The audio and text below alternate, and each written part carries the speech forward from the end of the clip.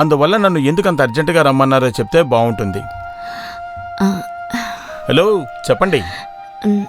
నేను తాతయ్యతో చెప్పేశాను నేనికపై ఎవరిని పెళ్లి చేసుకోను అని. మంచిది. ముందు ఒప్పుకోలేదు, తర్వాత మన పెళ్లికి ఆయన ఒప్పుకున్నారు. అది ఇంకా మంచి విషయం. Congratulations. Thank you. I'm so happy.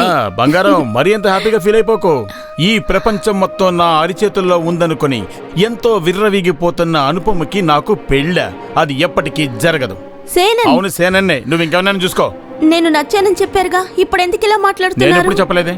అబద్ధం చెప్పొద్దు. అబద్ధం చెప్పే అలవాటు నాకు లేదు, కానీ నీకుంది. నా గురించి మీకు సరిగ్గా తెలియదు. నాకు బాగా తెలుసు. నీ స్వార్థం కోసం ఎన్నో కట్టుకథలల్లి ఎవరి జీవితాన్నైనా ఎంతో సులభంగా పాడు చేయాలనుకునే ఒక మూర్ఖురాలివి. ఏయ్, ఇంకెప్పుడు ఈ విషయం గురించి నాతో మాట్లాడుకో. మిస్టర్ చంద్రసేనన్, నన్ను ఓడించాను అనుకోకండి. నేను తప్ప ఇంకో లైఫ్ పార్ట్నర్ మీకు ఉండదు. చూద్దాం. అది చూద్దాం.